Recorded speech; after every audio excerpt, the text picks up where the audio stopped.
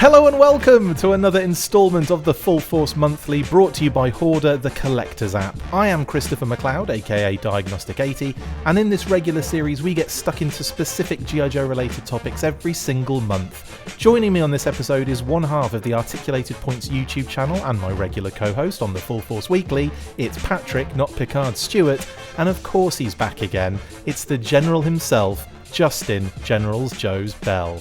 Okay then, last month we had a conversation about the current state of the G.I. Joe O-Ring line and where we would like it to go, so we thought it would make sense, what with the recent Super 7 news, that we would look at the Ultimates line and what we would love to see in a wave ourselves. Throw in another version therapy and you've got yourselves a brand new episode of, what is it, Pat? It's the Full Force Monthly! Yay! Actually, already said it was a Full Force Monthly. Yeah, that's true. But I still appreciate it. Thank you. How are you doing, buddy? It's been ages. Has it been ages? A week? Yeah, maybe less than a week actually. It was 6 days for me. How about Justin? It's been a little bit. A couple weeks, maybe 2 or 3 weeks. I don't remember. When did we record this last one? It's about 3 weeks ago. Something like that. Yeah, we're getting you regularly now, so it's good. That's right. Yeah, how are you doing, buddy? How's things? Man of my age, regularity is good. No, I'm doing good. I'm good. Everything's going well. Yeah, life is crazy, but doing all right. Got college stuff going on with my daughter. And... Oh, I thought you meant it for yourself. I was like, well, I'm sure you've done all that already. Yeah, I have done all that already. I'm not doing that again. Yeah. I also like your new default background you've got going on. You like that? Yeah. Yeah, I know. You mentioned when I first dialed on that, I left it there on purpose, like I was bragging or something, and I just kind of said, well, I got nowhere else to put it. The thing is freaking huge. I'm like, I can't use my basement for until I figure out what to do with it. I thought when you came on, you'd be sitting in it. I should. I don't know. Maybe I can fit in that box. I don't know. It's decent size. The thing's a beast. Insane, man. And also, I bet you can't wait to add the HasLab his tank to that as well. My goodness. Yeah, I mean, I don't know what I'm going to do with all this stuff. I mean, it's bad enough I've got nowhere to put that. I don't even know when the hiss arrives. All bets are off. I had the Thunder tank out. I was kind of looking at it and, trying to visualize how the hiss would compare to. And the Thunder tank is actually, the vehicle itself is a little bit smaller than I thought it was looking at pictures. But trying to visualize how the hiss is probably going to be a lot taller, maybe not quite as long, but it might be wider. And it's going to be interesting. You're sweating, aren't you? Just thinking about it. I am. I wonder if there is such thing as a Super 7 completist. Like every line they do. Oh my! I can't even imagine. There's completists for everything. I'm sure there's got to be, but I don't know. I mean, between the Snake Mountain and that thing alone, you're going to have like some kind of fortress to fit all that stuff. Every reaction line, every Ultimates figure and it would. And don't they have the party van coming out at some point? The Turtles thing. Yes. Holy cow. Yeah, they love making massive vehicles, don't they? But anyway, we're talking Super 7 today, so we might as well get stuck right into that. That's why I left it there, because we're talking Super 7. No, that's bull. Sorry, but that's a happy coincidence. But we can pretend. We can pretend that you were thinking ahead for once. Exactly. I haven't gotten my G.I. Joe Ultimates yet, by the way. I've heard a lot of people have received them, and I've got this, but I haven't gotten I got Wave 2 of the Silverhawks, but I have not gotten my G.I. Joe Ultimates yet. So I don't know what the holdup is. But did you order from Super 7? I did, yeah. I know there other vendors have been getting the stuff first, but yeah, I got an email saying they arrived, I thought, but they haven't shipped yet, or maybe I don't know what the email said. I got some email from Super 7 about the G.I. Joe Ultimates. It was a phishing email that I sent you. Probably, yeah. Nothing to do with that at all. Yeah, you now own all of my personal information. It's not difficult. It's just what? Where do you live? Thunder Tank. Third Earth, yes. That's it. That's it. Man, if they did the HQ, like the Cat's Lair, could you imagine that? Ultimate size? That would be nuts. Yeah, that would be nuts. This is also the longest unrelated intro we've ever had. It's kind of related. Let's Full Force Monthly is all Thundercats this month, I've decided. That's awesome. So think on your feet, Pat. I want Thundercats. Come on, let's go. I have no idea about Thundercats. Oh man, You're going to have to do an articulated points video on it, aren't you? Just so you understand it all. Yeah, I don't even think I could. I don't think I could. Right now, all my brain's still on Sergeant Savage, and that's the only thing I can fit in my head. That's what we're doing today. Super 7 Sergeant Savage is all Pat's going to be talking about today. Right then, let's move on then to the point of the show, explosion.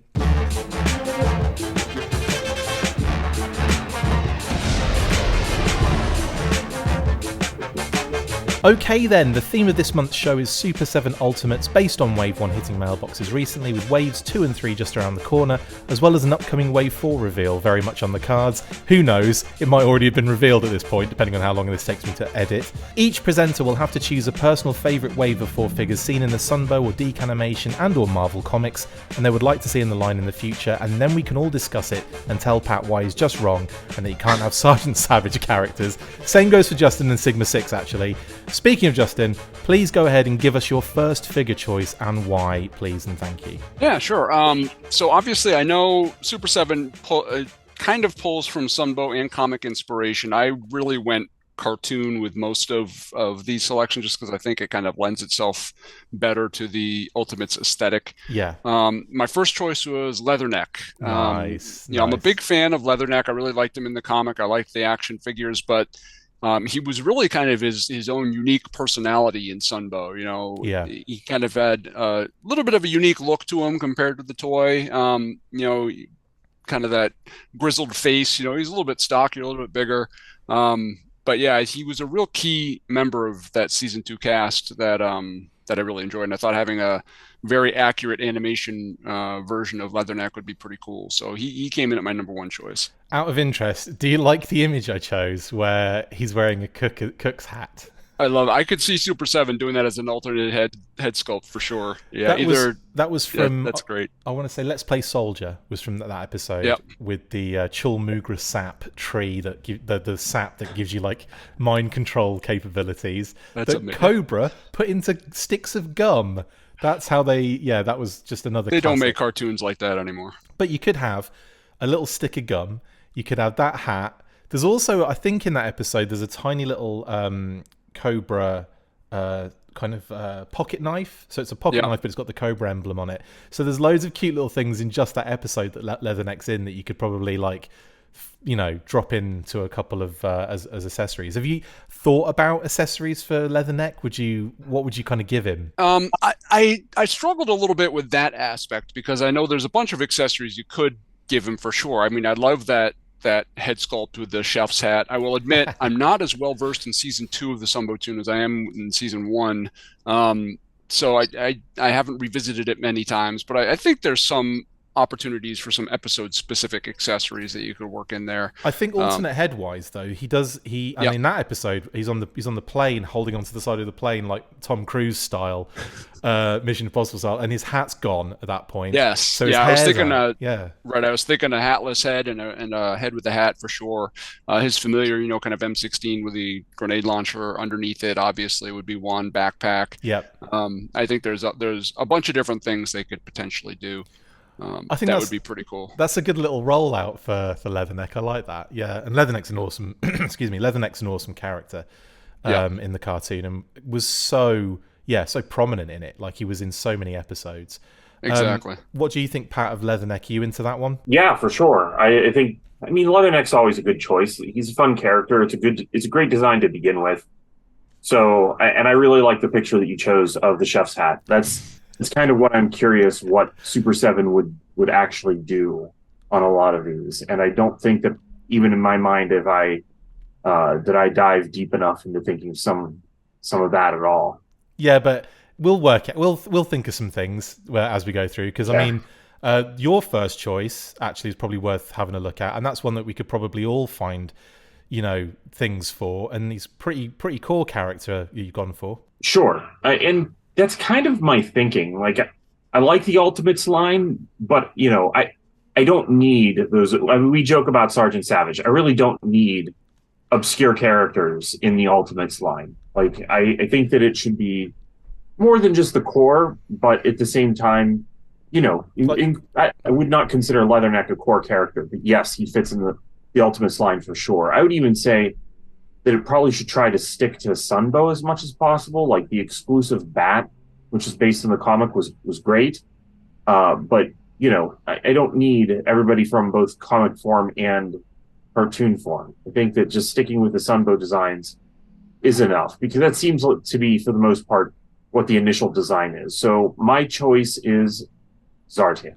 Nice. Love Yeah, it. I love Zartan. He's one of my favorite figures from the original line, obviously. And there's so much stuff that they could pack with him. I think, though, if they do make a Zartan, they probably need to plan out in advance how they're going to make the Cold Slither one. The Cold Slither Zartan Ultimates would be amazing. Hell yeah. But you're only going to have space for so many accessories across 2 Zartan figures. So maybe you include the microphone now, or maybe you include the guitar now. Yeah.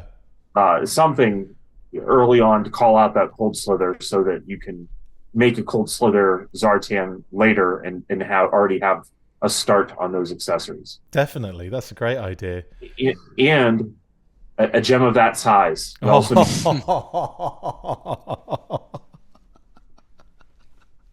was going to ask you the question, but that answers all of them. Okay. An answer of that size, Pat, answers that question I had. That's awesome, man. That's such a great shout. The gem of that size. Perfect. That's the perfect homage accessory. Done. Yeah, it implies that he got it at some point, right? Finally. I'm pretty sure she gave it to him at that point, didn't she? Didn't you just hide it away again, did she? I don't know. I don't remember. I thought that's a good question. Hey, once the job's complete, you get this gem, or maybe it didn't matter enough to her that she was just like, yeah, here, whatever. I have 20 of these. Well, she probably did. Well, I don't know where she pulled it out of, because she didn't look like she had anything on her. And then all of a sudden it's just out of the... There you go. Yeah. Uh-oh. I'm going to look to see if she actually gives it to him. That would be a great for the credit scene, would be just Zartan digging through like the rubble of Cobra Law looking for more gems. Did you actually get given to you, Zartan? Anyway, let us know in the comments below, even though we're going to ignore it anyway. I'm also going to fast forward until I find that. No, I'm never going to be able to find it in time. Anyway, yes, so that's great. What would you... Here's an idea. Color change might be off the cards. Might be. But what about glow-in-the-dark blue? Yeah, there's definitely something... I don't know about the glow-in-the-dark blue skin, but you could actually probably do something about the glowing chest. Like have a swappable panel. Yeah, I mean, sure, glow-in-the-dark blue could be cool. Super 7 does amazing glow-in-the-dark. And if they did a glow-in-the-dark Zartan, that would be a winner, for sure. I don't know. I don't have to have a glow-in-the-dark, though. You don't have to, but you're going to have it, and there's nothing you can do about it. I would, in that case, maybe they might save that for some sort of exclusive release in the future. Then for the maybe the color change, because I'm sure I'm sure he'd do color change. They were thinking about it, weren't they, for reaction, and then it got changed. So they had planned to do that. Yeah, that is true.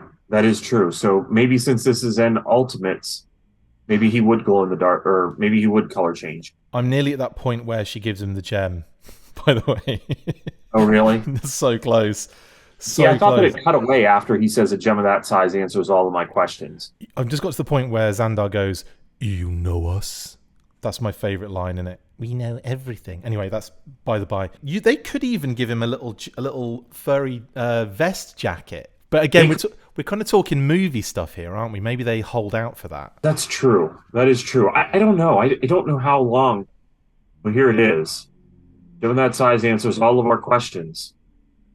Oh, you don't see if he gets it or not. I'm going to go out on a limb and say yes, he got it. But that's, again, by the by. Zartan, great choice, Pat. What do you think, Justin, on Zartan?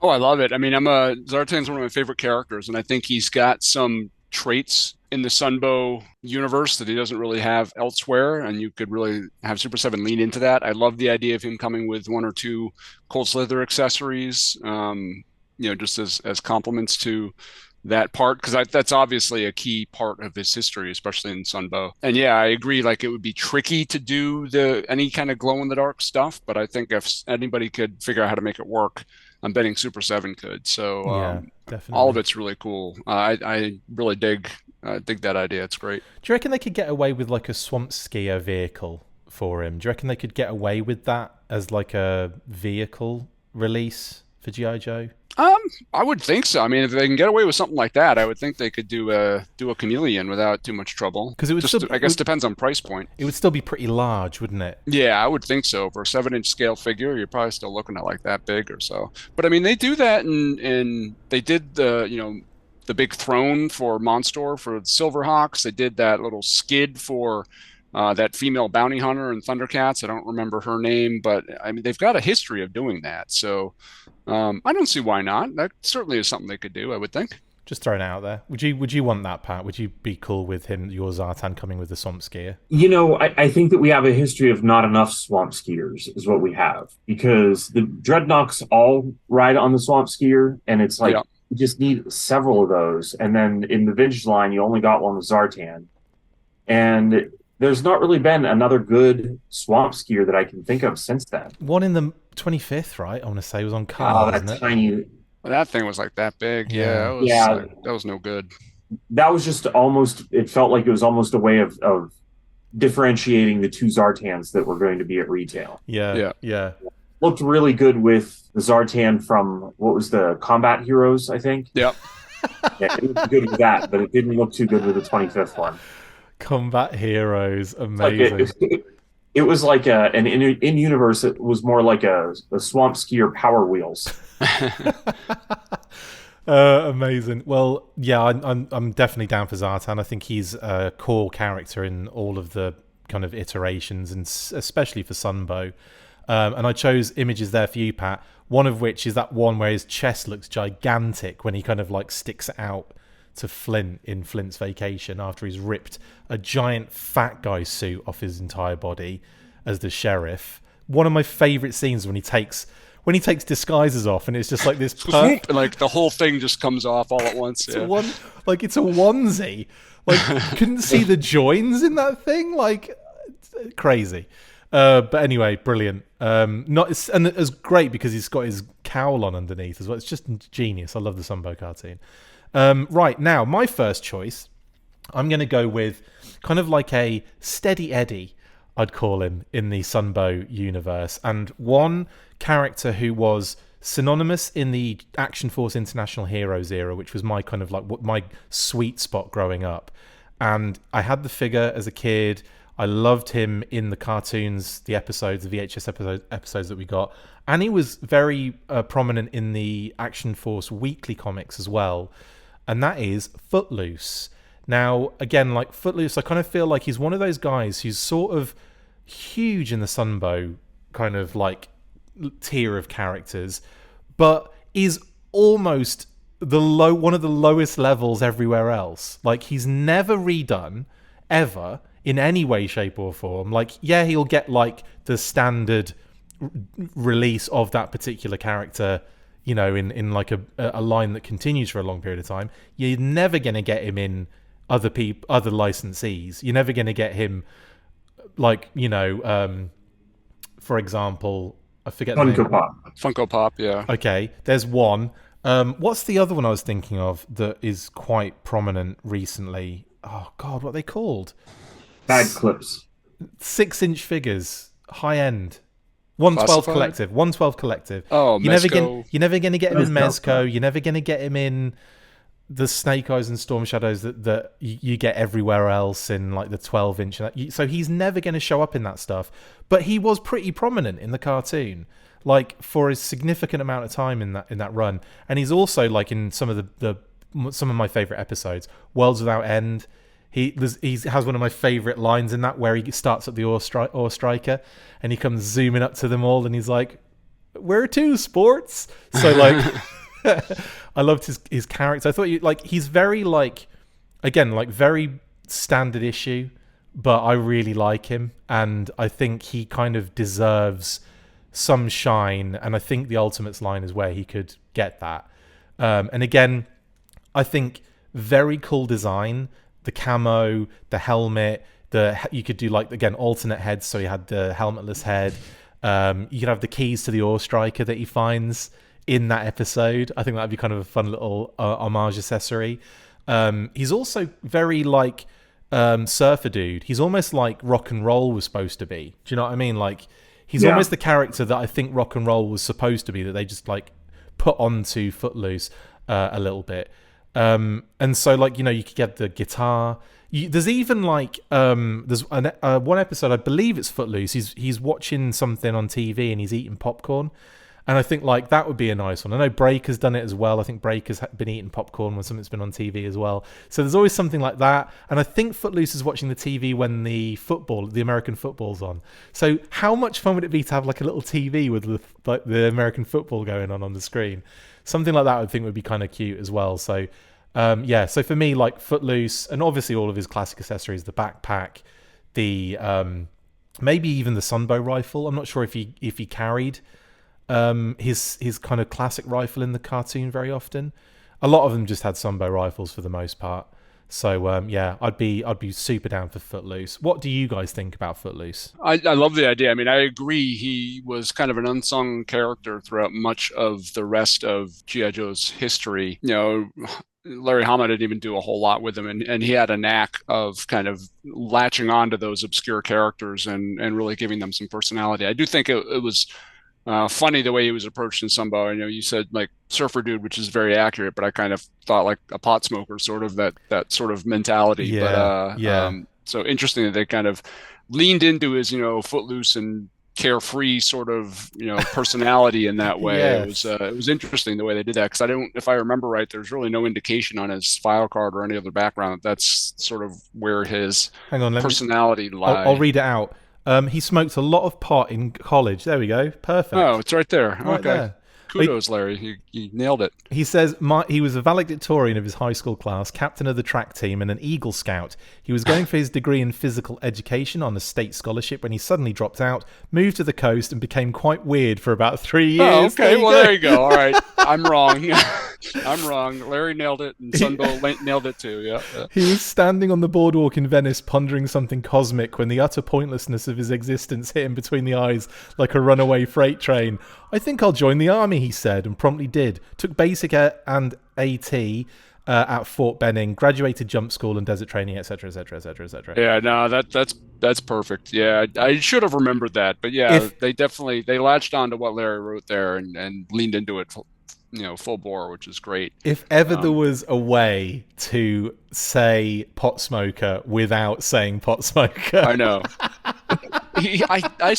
We say this all the time, but his ability to tell an entire story within like 2 paragraphs is just, it blows my mind. Absolutely. You know, I've been writing for a long time, and I don't know, I still don't know how he does that. It's pretty impressive.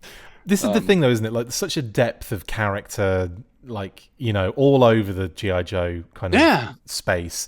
And it's funny that it, you know, it even hides in certain places. Like, you know, because again, I know a lot of the file cards, but usually because I have to research them or whatever. Like, as a kid, I'm not going to remember every single file. I read them all, but I'm not going to remember everything. So every now and again, it'll be like, oh, I wonder if that is pointed out, and I'll go in there and it'll be like, oh, there it is. That's where that one line there that defines the entire character has been kind of set in stone a little bit. And I think that's part of the reason, at least, why G.I. Joe is so kind of long lasting and pervasive, and why it had such a wide fan base, is because even a character like Footloose, who barely appeared in the comics, you know, if at all, and granted had some presence in the cartoon, but was not, you know, if you ask somebody to name their top 20 G.I. Joe characters, he most likely wouldn't be listed there.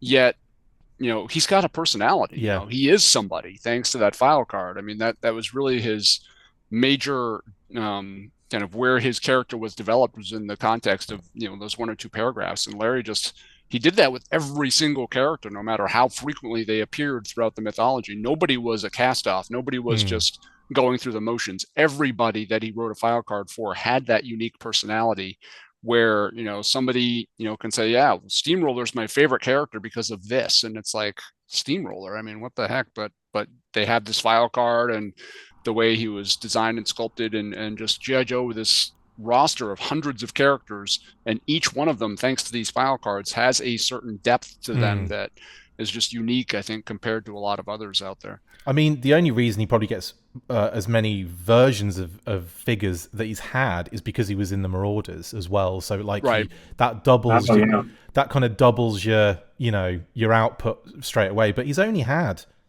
6 figures. That's like, in terms of like a G.I. Joe of someone of that magnitude on the cartoon.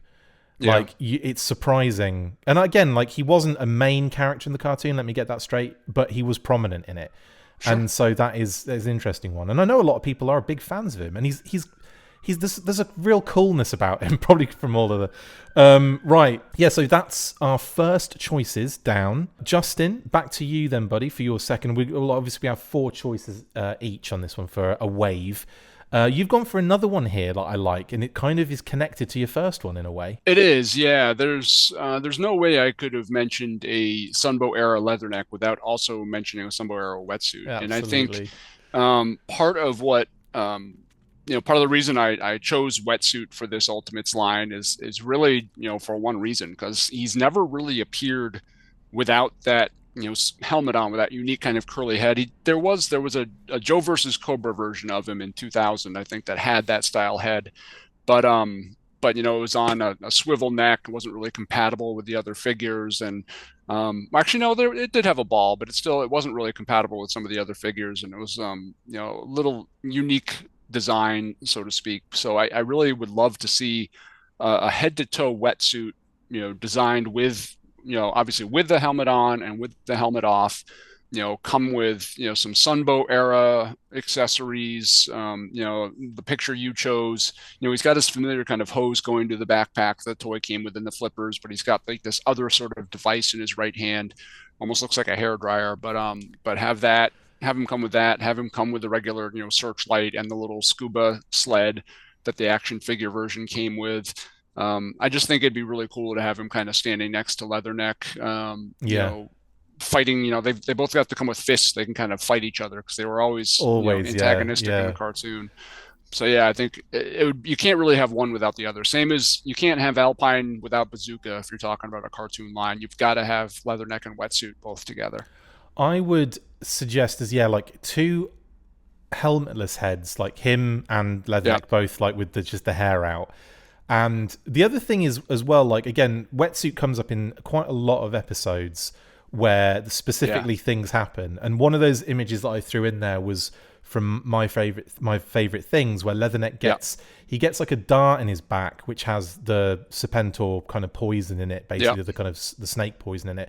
And that would be great to have for Leatherneck, for example. Definitely, yep. And then didn't he make like a cup of like anti-venom or something like that too? Yeah. And so there's also that thing where, I mean, you'd have to have the wetsuit. You'd have to have him almost in all casual for that episode, because he doesn't. I don't think he wears his wetsuit in that. I think he's always got the shirt and the jeans, and he even tears his shirt and wraps it around his arm to get the snake to bite onto him to get the rest of the venom, so that he can help Leatherneck later.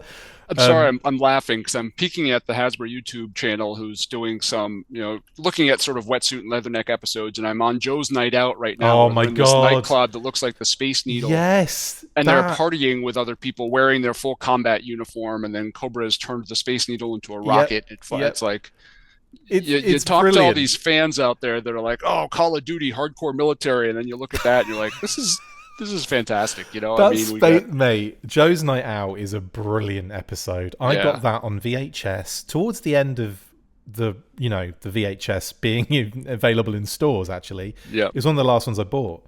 It was a G.I. Joe The Action Force one, I think.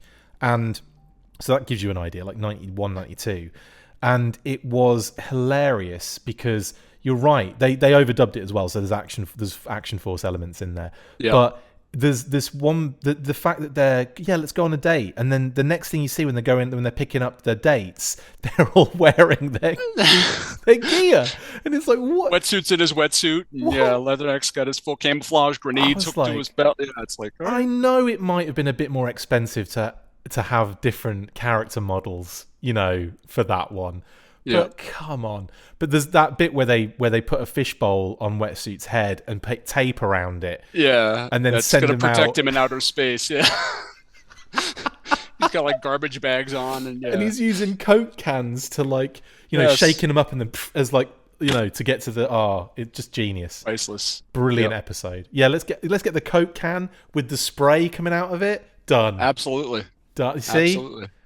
Awesome. But anyway, yeah, Pat, what are your thoughts on Wetsuit there, mate? You just have me picturing that happening in space and all the experiments I've watched, like in real space happening. And I've never seen that. So I want to see if there actually is a Coke can experiment to see what No happens. kidding. Mythbusters needs to get on that. They need to like send somebody up in space with soda cans. And The Mythbusters G.I. Joe special to come you back. go. Yeah, that'd be awesome. Yeah, I like the idea of Wetsuit, though. It's a good one. Yeah, absolutely. And again, could be packed with gear, the flippers, all of the stuff. Him and his Yeah. you'd have to be him and his his wetsuit gear. Definitely, Yeah. definitely on that one. Yeah, but the finally delivering upon having multiple heads is a really nice touch and something that is just overdue for so many Sunbow characters. Yeah. Yeah. Speaking of multiple heads, Pat, not necessarily heads, but your choice is one of the ones that made me very jealous, because obviously that was one that I would love to see 100%, and it would have been in my list somewhere. But Okay. tell us because it's awesome. It's one of those ones that just sticks out in your mind as something awesome as a kid. And I don't think it comes from where, like, I think it has an origin, but it's Televiper. Yes. Chose the multiple heads in order to have the multiple messages coming across his visor. I always suspected that in that first moment that was animated, that maybe he was supposed to be just reading that on a monitor somewhere, and it was reflecting in his glasses. Because, as we see it on his visor, it's backwards.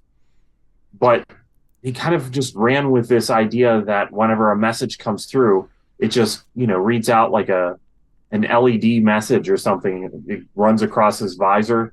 I don't know. I guess like it's a teleprompter, but backwards for other people. I guess it's like he's himself? getting the message come up on his heads-up display, I guess, isn't he? Like, so he sees it in the right way round. But how big does that message need to be every time in your heads-up display? He's an old person, Pat. He needs big text. It needs to be that close and that big. It needs to be like 200 font and an inch from his eyes and lit. Just try it. Put a big text thing on your screen and just do that and see if you can actually. No, it's just a blur at that point. Yeah. That's hilarious. And yeah, totally. Although on his heads-up display, it's probably far away. It's like Maybe. that. Yeah, I'm just making stuff up now as we talk. But no, it's genius.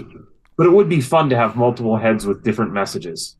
So I'm remembering the ouch, which was one of my favorite ones, where he gets like literally I suppose yes, they are lots of them, various.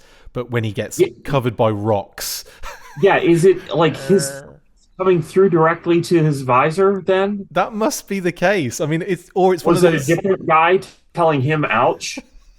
That must have hurt you. Ouch. It's definitely because, and just before that, he goes, fire! And as he's saying that, it's flashing across his face as well. So, yeah, brilliant. So, you got fire, intruder alert, I've seen. G.I. Joe invented talk to text. You what? G.I. Joe must have invented talk to text. Absolutely. Absolutely. And freaking rapid as well. Or yeah, they think it and say it and it flashes up at exactly the same moment. That's what we're dealing with here. I do love it. I think it's a brilliant idea. It makes no sense when you get into the logic aspects of it. It doesn't make any sense.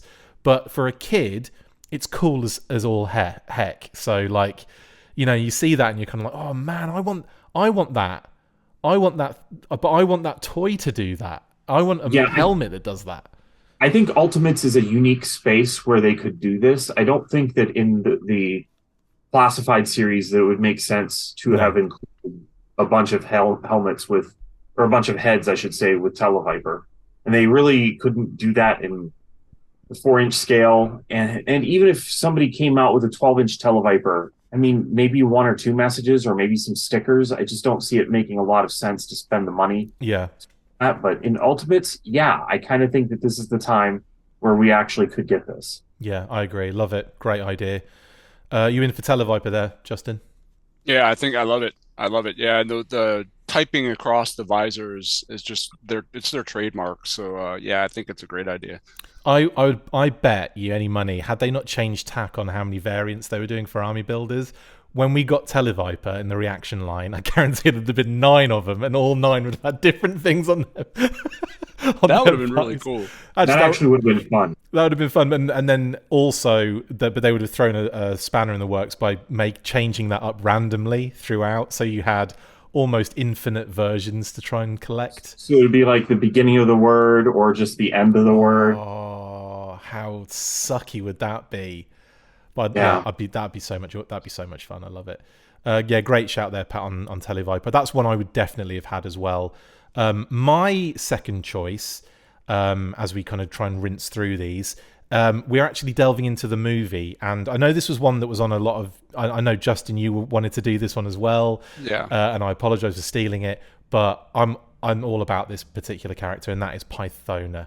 And I think this is a no-brainer for so many reasons. One, she is so well known outside of G.I. Joe circles. Like if you're a casual and you only know it from the animated movie or the Sunbow cartoon or whatever, then you'll know Pythona, or you'll have an idea of who Pythona is, right? And it's very niche still, don't get me wrong, but I think she's one of those that when you talk about the movie, she just flies out at you. She comes, she's a huge character. Falcon, Jinx, Sergeant Slaughter, Nemesis Enforcer, Globulus, etc. Those are all so well known in that sphere. Duke, obviously. More so than, Snake Eyes is hardly in that movie. He's obviously in one of the most important parts in the intro, flipping the trouble bubble, but he's hardly in it. So there's, the biggest, arguably the most popular character in G.I. Joe history is relegated quite heavily in that film. So, and for reasons that we've known for many years, is the fact that he's mute, so it makes it difficult to be a character in a cartoon. But with Pythona, she almost brought a level of Snake Eyes coolness and mysteriousness about it. And I know she's on the bad guy side, but the way the infiltration of the Terradrome, all of the things that she utilizes, I mean, there's your accessory loadout. Do you know what I mean? The sticky clam, the squidgy face hugger, the tapeworm, which was also probably a clam as well, the pufferfish grenades with the spikes on them. All of these crazy things that she has. The four-headed snake electricity thing that chews through the barbed wire and everything. That just so many cool things that she could come with. And then obviously you've got the cape, which would probably have to be soft goods, much like Cobra Commander's cape. But with the hood and everything, maybe they would do a hood up head sculpt. I don't know. Maybe that would make more sense to do. But there would definitely have to be something like that. Either the hood comes up and comes over, and you take the hairpiece off, which is what the 4-inch figure allowed you to do. Or maybe they do something there sculpted. I don't know. But I think there's so many cool things with this one that it's just a no-brainer for me. Yeah, I love it. Yeah, she's definitely a steals the show as far as G.I. Joe the movie goes. And it's interesting to me how much, as time has passed, a lot of people gravitate toward those movies as far as G.I. Joe and Transformers go. Those end up being some of the most celebrated things. And I think if you told some people who don't know the brand very well that Pythona was only in a movie, that would probably blow their minds, because she's such a major character in it, and she's great, and it's one of the most customized characters of the early G.I. Joe community online, for sure. I just thought of another edition, the hands with the nails extended, and the dribbly bits coming off. But yeah, that would be cool, wouldn't it? Anyway, sorry, Justin, go ahead, mate. Yeah, no, I think you nailed it. I mean, she is one of those figures that seems to be pre-built for the Ultimates line. Like I said, I do think she'd be better with a different head sculpt, maybe as well as the soft goods cape and hood, just because she had a very unique look to her masked head that I'm not sure you could mimic with cloth only. I think you'd have to have some kind of combination of cloth and replaceable head sculpt. Agreed. But yeah, with all of those organic weapons she comes with and everything, it's just she's a no-brainer, a slam dunk. I would be shocked if Super 7 didn't already have her on their short list, just because she is one of those characters that is simultaneously pervasive and obscure, which is really funny. Everybody is tangentially familiar with her, but she still does not have a whole lot of figures or representation throughout the line. So absolutely. And I would also say it would be cool if they did a wave where it was Pythona and Zartan, and then at least someone's getting that gem of that size, at least. Right then, moving on then, because I know that's a winner. That we don't even have to talk about it anymore. Justin, your third one actually ventures away from Sunbow and focus on and I like this, but I like this because it kind of touches on two different other elements, which is great. Yeah, I was trying to think a little bit outside the box, because I mean there's a very kind of core group of characters that are well known throughout the Sunbow mythology, and I was trying to think of what might be somebody who's a little bit unusual that maybe folks weren't thinking of, and he has ties to the Sunbow mythology, but primarily, at least in the cartoon, made his appearance in the Deke series, and that's Battle Armor Corps Commander. And there's a couple reasons why I chose that. I think there's a lot of different options for head sculpts for him. Some ideas I had was obviously the standard Battle Armor helmet. We could use the reptile head. From the Deke, don't recall, because in the Deke cartoon he's got that kind of underneath, hasn't he? Exactly. From being transformed back from the snake creature to human or whatever, have that reptile head.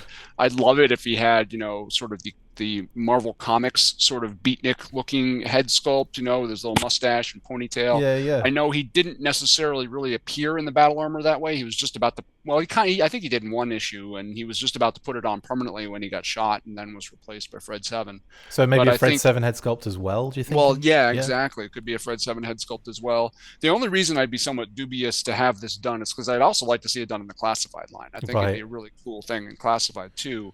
But one thing with an Ultimates version is by doing it in a 7-inch scale, maybe it works with classified okay, and because it's a big Battle Armor suit, having it be larger kind of makes sense. I don't know, but it's a tough call, because I'd love to see classified's take on it. I think they would do really well with their more detailed sculpting and really lean into the technology and the interactions between material and stuff like that of the Battle Armor suit. But still, I think there's enough ties to the comic book and the cartoon universe that you could kind of marry them both within this single figure. I think and if plus, you didn't, I needed a Cobra character to choose, so why not be Cobra Commander? I think if you did aesthetically the cartoon, the Deke cartoon, like the overall aesthetic, and then you had those other homages that from, like they say, the comic book from Fred 7, and that they would still work on it. But I know what you mean. Like you kind of want to. You want that version that is like the bells and whistles, where it's like every single detail on that original figure is really brought to life, which classified would definitely do with texture and all that stuff.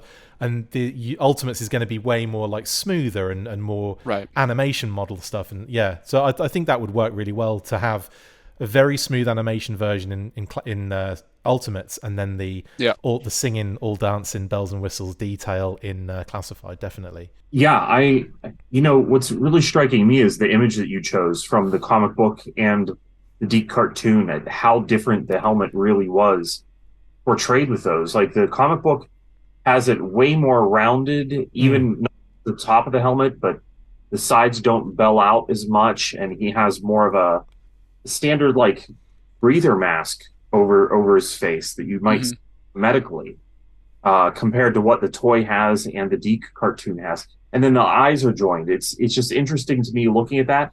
It almost would make me want to have two different helmets. So looks. Yeah.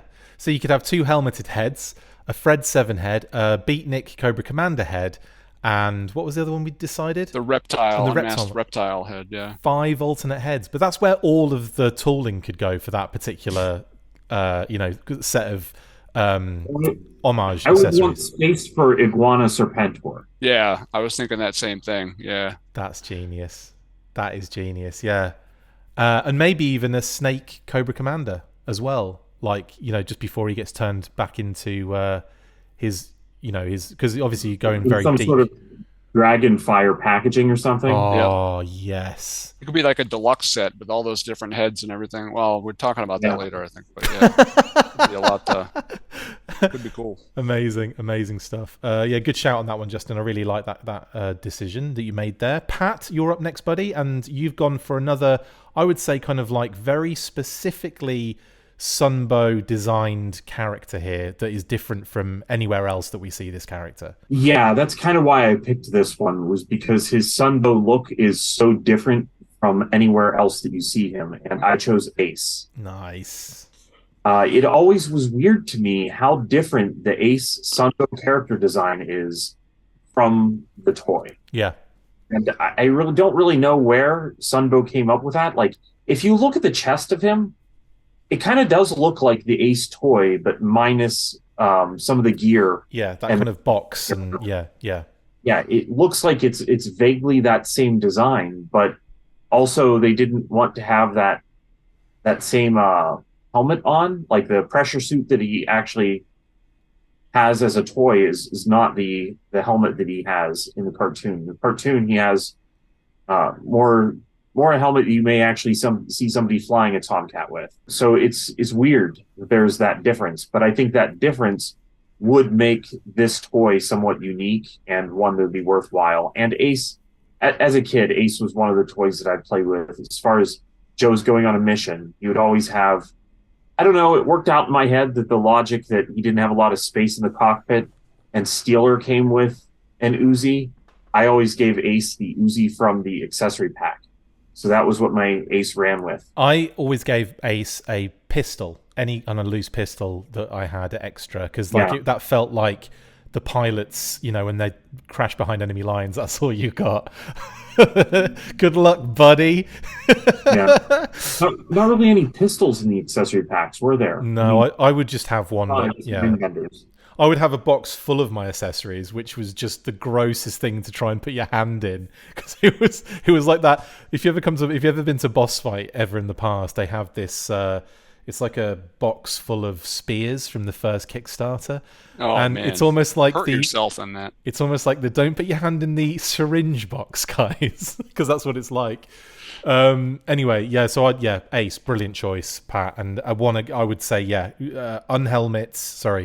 unhelmeted, helmetless, and helmeted heads for him. And then in terms of like other homage accessories, that's difficult, but he does definitely appear in a lot of episodes, doing lots of different random stuff. So I've got a feeling there would be something you could throw in there, but I would have to watch a bunch of episodes again and get a good idea of what could be thrown in there.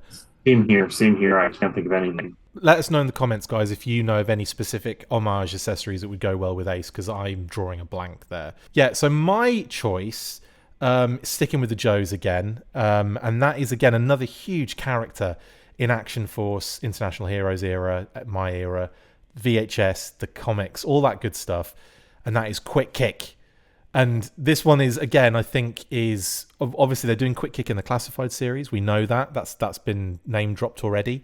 So we're in a position now where I think they could definitely do a Quick Kick Ultimates and have him just decked out homage-wise with all of like the fudgies, the frozen fudgy bar, and like the rope that he's got in the Pyramids of Darkness episode that goes across his chest.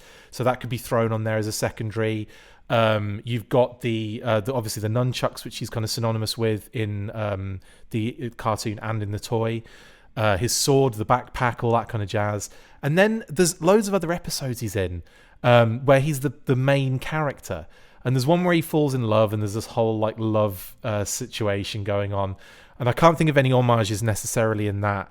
But again, there's going to be boundless things you can throw in there. But in terms of like alternate heads, I don't think there's a great amount of options, except maybe in some he's not wearing his bandana. or the headband maybe. But other than that, I can't think of anywhere he was doing something different. So that would be a little bit of a difficult one to go with. The ninja stars I would definitely have come out of the. I would have them come out of the sash though. I think that would be kind of a nice touch. What do you guys think for Quick Kick? Yeah, he's one of those characters that he is synonymous with the cartoon for sure.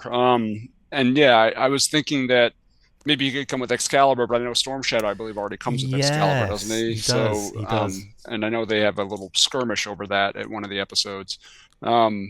I love the idea of the fudgy bar and stuff like that. I mean, whatever can connect him with Bazooka and Alpine is positive in my book. He's one of those ridiculous figures that kind of belongs in the cartoon. Although Hama did manage to do some stuff with him in the comic before he unceremoniously killed him off in the desert. But yes, maybe maybe the comic head with the massive hair that he has in that. Yeah, because he does have a lot of hair. That's a cool idea. Yeah, there you go. That's a cool idea. Or did he go on the mission to Barovia and did he have like some eye black on or something like that? Maybe something along those lines. He did go to Barovia, 100%. Yeah, so he's a cool character. He's one of those, when obviously when I was younger and less sophisticated than I am now, I always had this like little resentment for Quick Kick because Snake Eyes was my favorite character. I grew up on the comic. Comic was everything to me. So both Spirit and Quick Kick kind of replaced Snake Eyes in the cartoon. I mean, Spirit was Storm Shadow's arch enemy, and then had episodes like Excalibur where Quick Kick is going back and forth to Storm Shadow in a martial arts battle, and that's kind of like, get these rejects out of here. Snake Eyes is who should be fighting Storm Shadow. Obviously, my thinking has evolved since I've grown older, but I've learned to appreciate those characters very much, and I think it'd be great to have a Quick Kick versus Storm Shadow little scenario in Ultimates form. I really really dig that idea a lot. Yeah, I'm really into Quick Kick. I'm so excited he's coming for the classified series, and I feel like he's a shoe-in for Ultimates, etc., for Super 7 at some point. Pat, you cool with Quick Kick? Yeah, the obscure Quick Kick thing that pops in my mind is the Action Stars cereal where he has a shirt. So I don't know that you could work that into a reaction figure because you'd need another torso, but it would be a really deep cut that I would appreciate. That would be a lovely deep cut. I reckon they could do that in the reaction line as a cereal box figure. Maybe they do a whole range of reaction Action Star cereal figures. How freaking awesome would that be? That would be really cool. Yeah, attach them to an Action Stars box. That'd be great. Or just include them somewhere in the box. You got to dig down to the bottom to get the figure. Make the cereal again. Let's do. Right, I'll email him right now. I'm emailing. Call Brian Flynn. Make it happen. Awesome. Okay, coming back now to the movie and Justin's fourth and final choice of today. Justin, take us through that, please, buddy. It's got to be Chuckles. Chuckles, but as he appeared in the G.I. Joe movie, because his shirt was very unique in that movie compared to the action figure. He had a very unique personality, I mean, he wasn't that smooth-talking CIA agent like he is in the comic or in the file cards. He was kind of the strong but silent type, running around and chucking missiles at people. So I think so the Havoc missile. The Havoc missile's in there, right? Yeah, okay, good. One of the Havoc missiles would come with the figure as one of the accessories. I mean, I just think there's a wealth of different cool things that you could do with a more movie accurate Chuckles figure, and that would absolutely be one of my choices for Ultimates. I don't know what you would do for like extra head sculpts or anything like that, but just the figure itself was such a fun addition to the Renegades and such a weird, as everything was Sunbow, they don't explain why he's walking around in a Hawaiian shirt and why he's ended up on this group of 7, quote unquote renegades. None of them have any really connection to each other. You got a Green Beret, you've got a tunnel expert, you've got some dude in a sports jersey, you got Chuckles in his Hawaiian shirt. Female ninja. So exactly. It's so inane and ridiculous, but it's also so much fun that it really speaks to how ludicrous G.I. Joe was and how wonderfully ludicrous it was. I mean, that was part of the joy of it back in the day. You didn't pick it apart. You just kind of rolled with it, and it was hilarious. You just loved seeing your toys come to life. And I think having a action figure representation of this version of Chuckles would be very cool. K9 unit. Sorry, I'm doing all of the different. Next time, Justin, use the rocket launcher. No, I'm with you on this one 100%. I think it was a great idea. It's definite they have to go with that white Hawaiian shirt. Yeah. Like, definitely 100%. And I just think, you keep it simple and give him the things that you expect, but also the missile's got to be in there. The that bazooka that he uses when it's just him versus a bunch of like blooming giant worms that are coming towards him, and he's just shooting at them like everyone's like getting away, and he's at the bottom of the stairs just shooting rockets at these horrible blooming wormy things. So I would definitely go with those kind of elements for him, because and then maybe some of the vines that take the tomahawk down that he is riding. Down, Obviously, the pistol, that's got to be in there in the old secondary. Removable pistol, from the holster, But I think that's good enough. I think that's great for you don't need to go any. Yeah, and you can balance them off. You got Battle Armor Cobra Commander who comes with like 18 different head sculpts, and then Chuckles can be just a little bit simpler. Exactly, and he was a little bit simpler. Anyway, exactly. More way than one. Pat, you're going straight to the core book, aren't you, for your last choice? And it's actually definitely one that we're going to see, and two that I'd love to see as well. That is true. Maybe by the time you get this edited, there will be like the next wave, and it'll include Roadblock, because that's my choice. And then it'll probably also include Footloose for the number of times that you said that they're just never going to make it. That's what it'll have. How great if every single one is in our selection somewhere, like for the wave that comes out. That would be brilliant, wouldn't it? I would. I will ask you the main question here, though, Pat, because it will actually be necessary. Who do you go with first? Do you go with version 1 or version 2? I got to go with version 1. That was my Roadblock as a kid. I just think back to, I don't know, I was walking through. It's weird how the way that you played with things as a kid continue to, or at least for me, they continue to in my mind. Each time I walk past the Easter section in Walmart, because they have that stuff out now. Wow. I really think of Roadblock, because the Easter grass that I used to get was green, and then when I would have my Easter basket, and when I would be done with it, Roadblock would be in there, and he'd be battling the vines. Amazing. From the Revenge of Cobra. Amazing. So that was just one of the things that I would play out, and so it's weird how I walk past, I see Easter grass, even though it doesn't look at all like it did in the early 80s. It was just shredded plastic back then. This isn't the same Easter grass that Footloose smokes, is it? Maybe. You never know.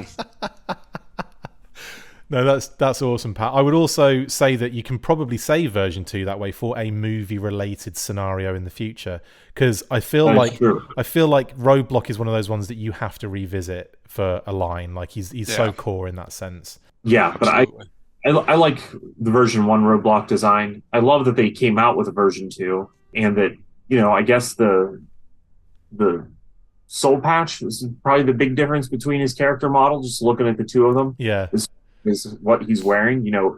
Day to day he may change his clothes, but he grew in a little more facial. just a little bit of just a little. Yeah, I love the version 2 design. I do. There is something weird about how the green vest and red pads started feeling like it was just a G.I. Joe thing to me. Yeah. He has that. Cross Country has kind of a green vest with red pads. And is there another character that kind of has the same thing? Lowlight has the red pads. The red pads. I know what you mean. The padding, the weird red padding does come up. Padding just started popping up on like every figure. You're right. Like it's weird, isn't it? Like just on the shoulder here or a little bit there, and it started to become like a look for the line. Yeah. Lift Ticket had some of that too. I think I seem to remember. Yeah, absolutely. Yeah. Well, that's again great shout on that one. I think, Pat. It's one that I think is probably a solid bet for the next wave. Honestly. Like I said earlier when we were talking, they need to get the core characters and the not core characters in. But Roadblock at this point, Roadblock is a core character, which 100%. For not. But I think that he needs to be soon. Definitely. Good shout, mate. Good shout. And again, he could come with like, vines. You've already mentioned that. That would be a great one to throw in there. Yeah. He could come with obviously his Marduce on the tripod and the little backpack and the helmet. So he could have like maybe either a removable helmet or he could have alternate heads. I mean, in that sense. Or if we're doing the vehicles that Justin kind of justified with pointing out other Super 7 projects, maybe he could have that helicopter they built out of a Sky Strike or something. Yes. That's in there, definitely. No, good shouts, man. And again, some great choices we've had so far. So I'm going to ruin it for everybody now with my fourth choice. And that is, I'm going a little bit out of the box on mine. Now, as a huge Flint fan and a huge Flint's Vacation fan, I want to see Flint in his casual gear with his beret on. So in this one, this is kind of like very simple for me again. Like now we could go a little bit crazy with this and we could say he comes with his sports car and it's like more of a, this is where the vehicle for G.I. Joe comes into play for the Ultimates.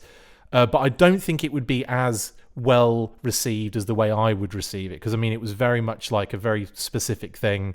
The whole car chase scene though was so cool. And I remember, if you guys have watched Flint's Vacation, the moment that car chase starts and the dreadnoughts start, get the police cars start joining the chase and everything, the music changes and it is the most badass element ever. Like that whole piece, the music is awesome, the chase is brilliant, and it's like, it's a ding, ding, ding, ding, ding, ding, ding. It's just like the music changes and it's just amazing. And then obviously it turns into Commando and he ends up going off the edge of the cliff, like in the sport. It's just brilliant. So what I would suggest if it's just going to be a standard figure, then I would have obviously him in his cash gear. I'd have the kind of like the duffel bag, which you see in the image I've kind of utilized here with strap. I'd have him without the beret and with the beret head sculpts. And I'd also have him with the pistol, the classic, I call it the Flint pistol, but it was kind of a G.I. Joe pistol. The one with the missing bit of the barrel. It's like magic. Like what? It's a laser pistol, I know, but it's awesome. And I would have that, and I'd have what else would I throw in there? I think that's pretty much all I can really think of for casual Flint. But again, like I'd like to keep it simple, but I would love to see them do it. I'd love to see them do that kind of stuff because it's quirky, it's outside of the box, and it's core character all at the same time. So that's my choice, and I'm sticking with it. What do you guys think? Yeah, I think it makes a lot of sense. Yeah, I mean, that episode, I remember it pretty clearly. They can reuse the head and the beret for, standard issue Flint as well as casual Flint. I think it seems like the kind of thing that Super 7 would do. Seems like the kind of thing that Classified wouldn't do. So I think both of those things are kind of play into making it happen. I think it'd be great. I love it. There already is a Flint as well, so effectively you could use the same head, like you say, exactly, and one without the beret. Maybe that'd be the one they'd have to remake again. I don't know, but yeah, I think that would be awesome. And maybe throw in the classic rifle in there as well, like the classic Sumbo rifle, just to fill it out a bit. What do you think, Pat? Worth doing or not so sure? I think given some really appealing accessories, it would be worth doing. Like you're going to need to give people a reason to buy into having this Flint, because it's not going to be anybody's. That's true. It's good, but as an extra, sure. And I kind of wonder how much the Club Vacation in the Shadows Flint was based on this, because he did kind of have that light green to him, but then they made it camouflage and all over. So. Not quite the same, but it was like that lime green. Do you know what I mean? Yes. Yeah, definitely. He has on as a shirt. So I do wonder if they were referencing this at all whenever they made that one. I'd love to see it in the reaction line, honestly. And if they did if they did the car in the reaction line too, I'd want that so bad. It does feel like something that belongs in the reaction line. But yeah, I think that it could sell in the Ultimates. It just, like I said, needs the right accessories. Agreed. I agree with that one. Throw a decent accessory in there and yeah, you're sorted.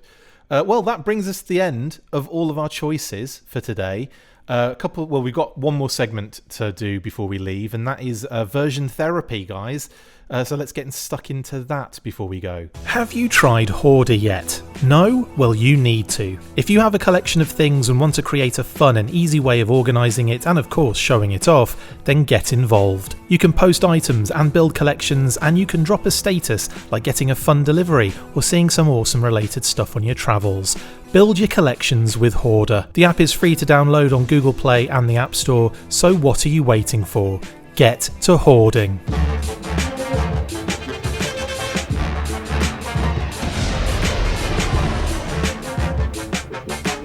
Right, continuing with our regular monthly segment now, Version Therapy, which is where we choose a single G.I. Joe or Cobra character and have a discussion on what action figure is their best.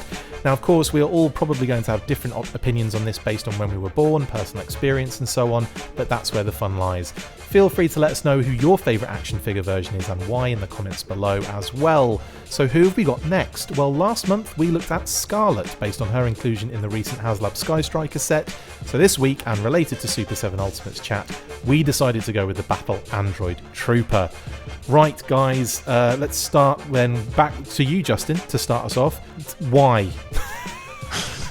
I'm saying that because we all know what it's going to be. Everybody knows what I'm going to pick. I mean, it's a running joke, my love for Sigma 6, and I mean, the bats were kind of the backbone of the entire Cobra organization in Sigma 6, especially specifically the Sky Bat.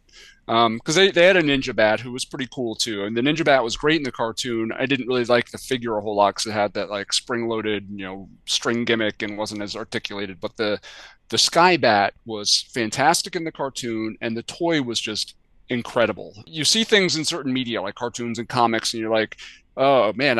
And at the time the comic or the cartoon first aired, they hadn't made the Sky Bat yet. It didn't exist because the cartoon, the Sigma 6 cartoon, was kind of a repurposed animation from sort of the tail end of the 4-inch line, which was going to transition to Robot Rebellion or whatever. So they had cartoons partially made for that already, and the Sky Bat was featured in those, and so it had a prominent place in those first 5 episodes of the Sigma 6 animated series.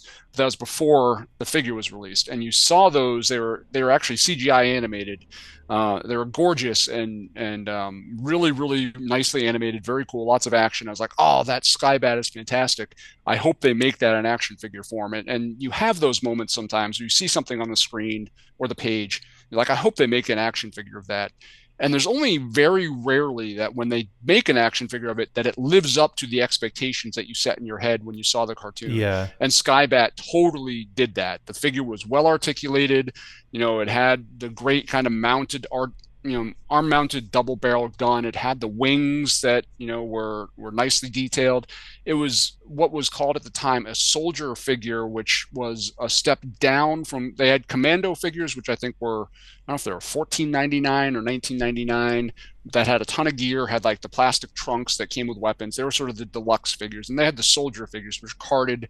They were $9.99. They were cheaper, less expensive. Typically came with less gear.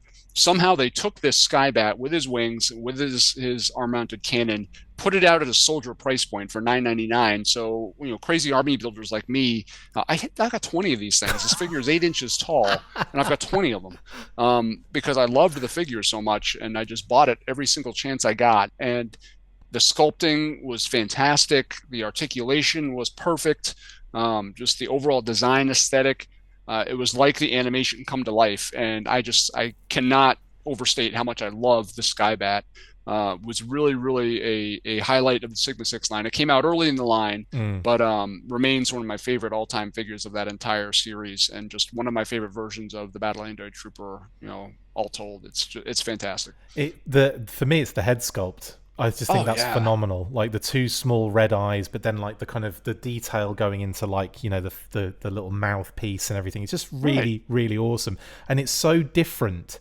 Like it's a complete departure from what the Battle Android Trooper to be. It was back in the day when they didn't feel like they had to make something look like the vintage version, where they could really introduce a new idea. Yeah. Between color scheme, the fact that it had wings, which none of the previous bats did. It didn't have a removable arm with replaceable. I mean, it was a totally different thing, but they marketed it under that same Battle Android Trooper moniker, and it worked. It worked perfectly. And it really You know, I said earlier, I was a comic fan, so back when I was younger, I resented certain things about the cartoon. They always parachute out of planes, they're shooting laser guns, nobody ever gets hurt, all this stuff. But in Sigma Six, the Bat was cool enough that I didn't mind that all the Cobra Troopers were robots. And it let GI Joe kind of be a little bit more aggressive and shoot them down and blow them up and all this stuff. Yeah. And it just worked really, really well. Yeah, I think I'm just in love with this figure, and I love the fact, like you said, that they tried something new, unapologetically, didn't like make any little secret homages to the vintage stuff. They just went whole hog, new concept, new everything, and that's really what I liked about Sigma Six. All told, is that they did do some homages here and there, of course, but by and large, they really kind of ripped the Band-Aid off and just tried something totally new and let it live its own life, which was great. No, I have to agree with that. It doesn't bear any resemblance to any previous Battle Android Trooper, really. And that's really cool. Honestly, it's an amazing figure, and it's arguably, I was looking at them as well, like trying to get a gauge of what my favorite version was going to be, and the Skyback just kept popping back up again, just like, yeah, that was pretty dope though. And yeah, it's one that I own it as well.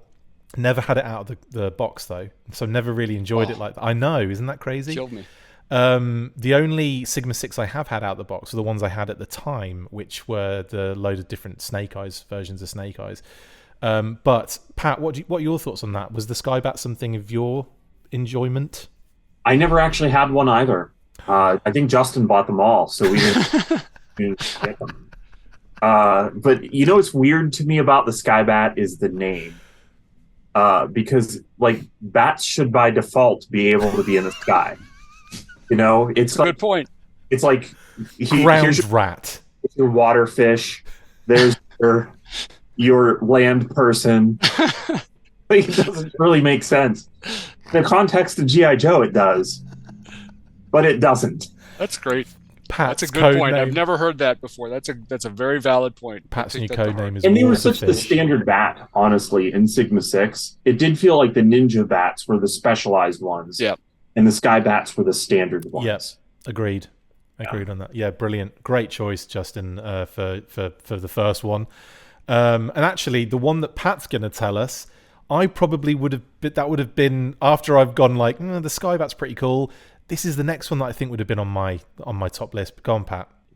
For me, so much fun was revolving around this figure. I was just excited about this one from the very beginning. So it's Nanobat. Oh, awesome! Yeah, awesome. I love the fact that that you can trace the silliness and the mishandling of the nano stuff, I will say, because the nano technology kind of started in Devil's Due, where it was not like, it was like the MacGuffin of the week in that issue. Yeah, they weren't wanting it to be like the thing that would be everything that would be written about, the way that it was ended up portrayed in Rise of Cobra. Yeah, which it was kind of just the device that Cobra was using, but they used it for so many things in the movie.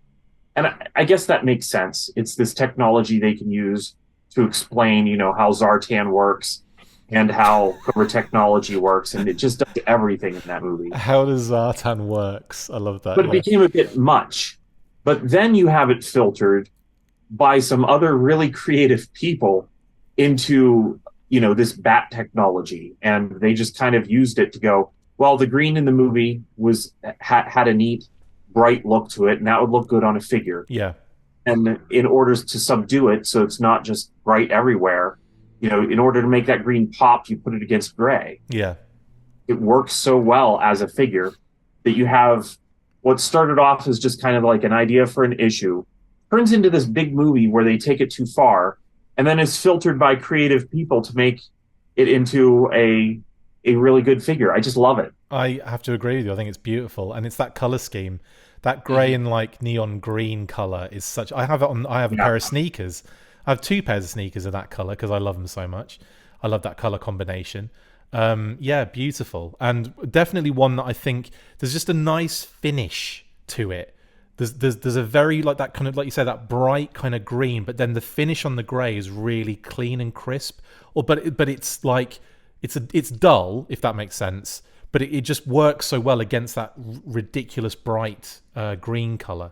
Yeah, just love it. I think it's gorgeous. What about you, Justin? Oh yeah, I mean it really is. It's a striking looking figure. Just looking at it, I just looking at the pictures that you sent around, Chris. It's a reminder of how cool and esoteric some things were back in those days. They really kind of thought outside the box, and I love the way its battle damaged head sculpt is like. Yeah, I don't know if it was light tooled in green piping. with gray Yeah. painted over it, but it was just the blend of the colors is just fantastic. It's really magnificent, and where some of the softer material of the limbs still manages to be just as bright as like the neck and other parts.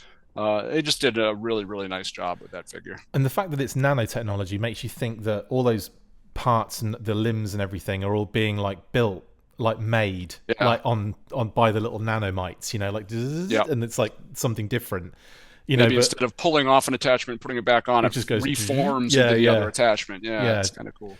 So like, even though that's not what the toy feature is necessarily, it's something that in Right. your head, that's how you feel like it would be operating. Yeah. Totally. Yeah, and I always like it when a figure makes you think about that a little bit more, even if it's obvious. I do like that it gives you that kind of narrative a little bit, so that's awesome. Great choice, Pat. I have to say both of your choices were like high up on my list too, and I ended up kind of like umming and erring a lot, but there are two that kind of like went up there, and I'm still not sure which one is my favorite, completely my favorite. So I'm going to go with, as an honorable mention, I'm going to mention the Constructicon bot, which is the SDCC G.I. Joe Transformers crossover issue 6 kind of job from 2012, I think it was. And that was the Shockwave Hiss Tank, Destro, and the Constructicon Bat. So the bat, and obviously there's other things it comes with. It comes with loads of it's like the tape decks and it's like Blaster. Is it Blaster or Soundwave? I think it's Soundwave. With like all the little tapes and everything, and then you've got the Energon cubes on the rack and everything. But they're are they nano or they are Energon cubes, aren't they? Of course they are. Yeah. The Energon cubes on the trolley, just awesome little additional like accessories and stuff, just brilliant. But I love the color scheme. I think it's so beautiful. Like the purple in there for Decepticon, the green in there for the Constructicons. I mean, green and purple for the Constructicons. But then also like the color of the internal mechanism, the black with the kind of like metallic scratch on the helmet and the arms and everything. Just brilliant. Really, really, really love it, and thought it was a great addition to the Bat kind of like family. That's my honorable mention though, because I'm probably just going to have to say the classified version. I love the classified Bat. I think it's just phenomenal. Like, I think it's a great, and it's very strict vintage aesthetic, obviously, but I think having that in that 6-inch kind of like in my hand and everything, the satisfaction of having that outweighs a lot of things. And there's not much on it that is, I would say, is a con. Like maybe like the not having as many attachments, storage or whatever, and having that one that's like on the side. But even then, it's kind of like an interesting way to have the additional storage, I guess. It never really bothered me so much, and it kind of looks kind of interesting. So yeah, I'd have to go with the classified one on this one. And again, I don't know what you guys would think. Out of those two, which would you go for, Justin? I think the classified version gets the edge a little bit. Although I will say the classified version also borrows a lot from the 25th anniversary version. It was kind of it seemed like the modern era sort of shifted with that 25th anniversary Bat. Like you had these figures that came out before it that had a little bit limited, hip articulation, had some softer sculpting, were nice, but, repurposed a lot of parts. It came on the heels of Sigma 6, so automatically that was points against it in my book. But leading up to the Bat, you had a certain expectation for the modern era figures. Then the Bat came out and was kind of blew everybody away. And then, from there on, they, continued kind of upping the standards a little bit. So I really love the 25th anniversary one too. But that kind of framed, sort of the Constructicon Bat was built off that same box. So was the Nano Bat. So I think that's kind of included in those. But the classified version, I agree. They just knocked it out of the park. I mean, androids are figures that are easy to like really go in all, not easy, but you can really kind of crank up the detail and the sculpting and stuff like that. And the way they did the elbow articulation that really lets the arm bend so completely, the flawless way they've did the replaceable weapons, I think the classified version is really spectacular. I think it owes a lot of its inspiration to the 25th anniversary version, but yeah, it's definitely up there on my list of favorites for sure. Yeah. Are you? What are your thoughts on that, Pat? Are you classified or Constructicon? Which one would you go with? Well, I like the Constructicon bat since it looks like he's pretty much, a lot of what we see when you look at a bat is actual clothes. It's weird that Cobra spent the money to put clothes on their robots. The Constructicon bat, for the most part, a lot of the gear is just, you can put a new onesie or whatever it is they put on their bat, and then boots. And it's, for the most part, just a normal bat. Do you know what I get from that? The narrative in my head is like they're making Terminators, right? And they got to a point, and it was like, we can't afford this. We can't afford the skin. We can't afford this. So you just have to make them as, get them wearing something that just about covers some of the areas, and we'll go with that. Like it's a cost, like an intimidation thing. Yeah. So it's clear that it feels like an army coming at you with a. It does make story sense that they have clothes on. Sure. It's fun though. It's ridiculous at the same time, I've got to admit. But I would have to say that as far as quality action figures go, I was really blown away whenever I realized that you can actually pose the classified figure with him pulling the arm off. Hell yeah. Putting another one on. That's the first bat that can do that, as far as I know. Yeah, definitely. And I don't have the Sky Bat, so I'm not sure if he can pop off. Did they pop off? No, see, his hands didn't pop off. That was so cool about him. He didn't rely on that tired trope. He had these double-barreled guns that kind of slipped over his arm. Much better. Okay, yeah, the 4-inch figure popped off the elbow that you would swap out the arms with the guns. It still had the arms sculpted on them, so it didn't feel like in the story they were actually popping off. Right. But yeah, I think that also the head sculpt of the classified series bat is the best. Like, don't even bother sculpting another bat head. Agreed. It's beautiful. Using that one, like they could take that head sculpt and oversize it and release it as a helmet. Agreed. Like it's that perfect. Yeah, totally. That would be great. Actually, that would be so good. Anyway, yeah, that was brilliant. There are our favorite versions, guys. Let us know your favorite versions of the bat in the comments below, and of course, let us know what you think, obviously, about our choices for the Super 7 Ultimates and what you would go with as well. Again, let us know in the comments below. Who do you want to see in the Super 7 line? Ultimates, that is. Right, that is it for this episode. Guys, thank you so much. It's taken a while, but we're nearly there. Thank you so much, Justin and Pat, for jumping on with me to do this monthly episode. We'll be back next month, of course. Thank you, guys. Appreciate it so much. Thank you. Anytime. Thank you. Anytime on a Friday at 1 o'clock. Anytime that, yeah, exactly. Yeah. Thank you so much, guys. Right, you know what to do at the end of all these episodes. After 3, you know what to do. 1, 2, 3. Full force! That'll do.